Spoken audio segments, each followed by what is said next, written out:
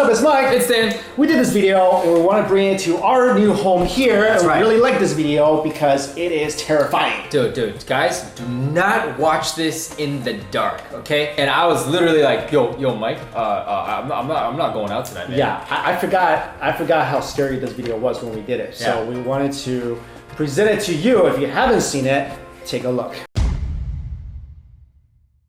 The first urban legend is the Okiku doll from Japan. In 1938, a young man brought a box to a local temple in northern Japan for safekeeping.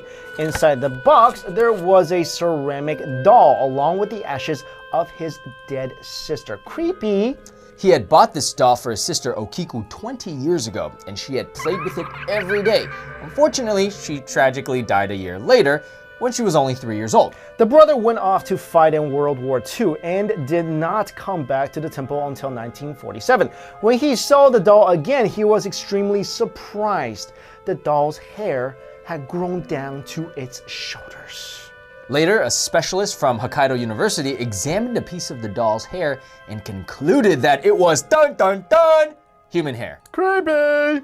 Many people believe that the dead girl Okiku's spirit took over the body of the doll.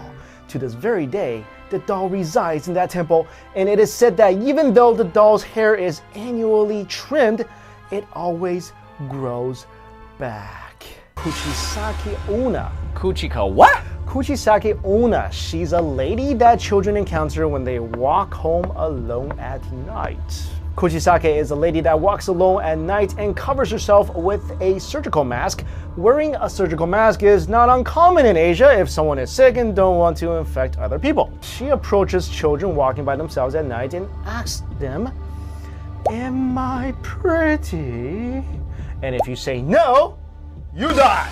If you say yes, then she removes her mask and then you'll see that her mouth is ripped to one side, kind of like half a Joker's mouth.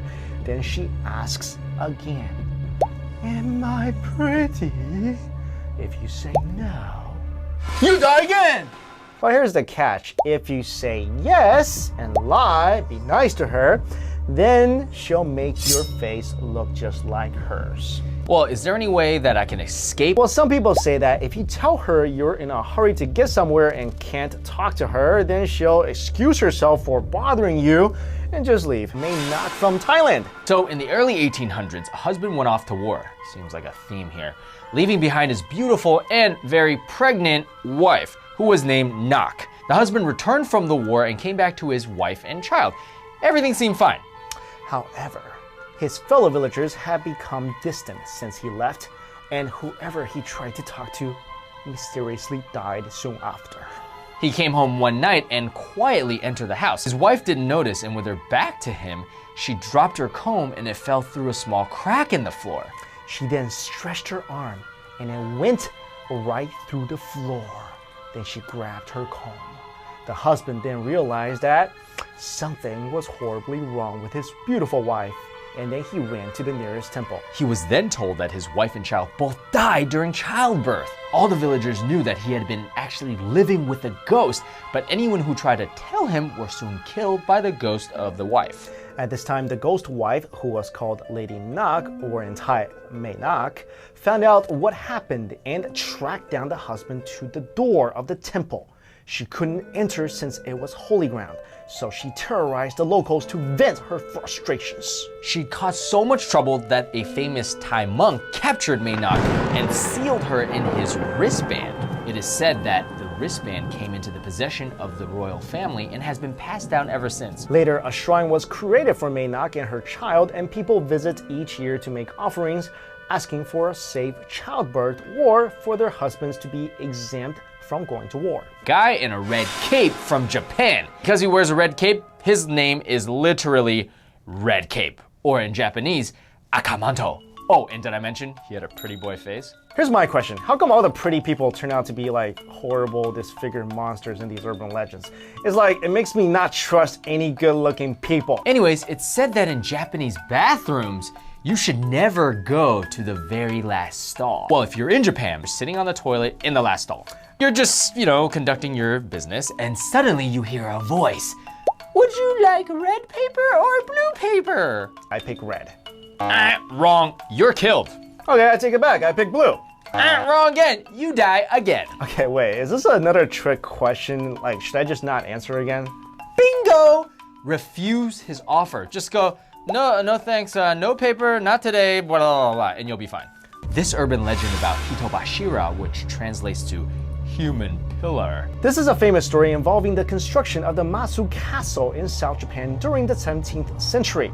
There were many problems when building the castle, so builders looked everywhere for a solution. Nothing worked. Then they heard that if they offered a living human being to the castle will have the sturdy foundation it needs to continue the construction.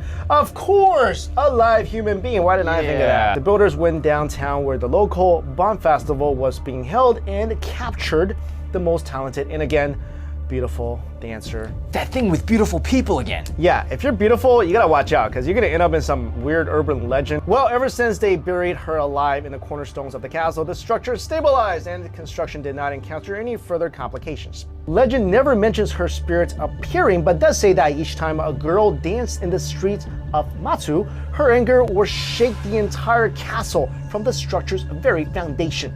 It's because of this that a law had to be passed to prohibit public dancing.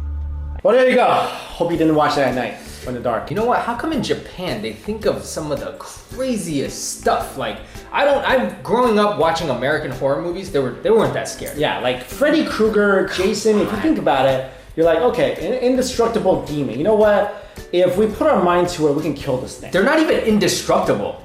Jason's indestructible. Okay, he's by a relative. Okay, fine. But the crazy stuff, because if you think about the really scary American horror movies, they're all based on Japanese horror movies. Yeah, like The Grudge. Because the Japanese horror movies are more psychological. It gets into your head, dude. Because like Freddy is just like it's Freddy. It's more like, okay, like Americans, they're more like when they tell a scary tale, it's always like boo scary. You know, like I got a chainsaw, like the boogeyman. Honestly, the boogeyman, that stuff's not scary. But like what we're talking about, these tales, like they honestly like they happen. Yeah. Because like The Ring. Yeah. If you watch this videotape, you're gonna die in 7 days. You're like, dude. Oh, that girl's coming on my TV. Anyway, hope you guys enjoyed that video. Thank you all so much for watching.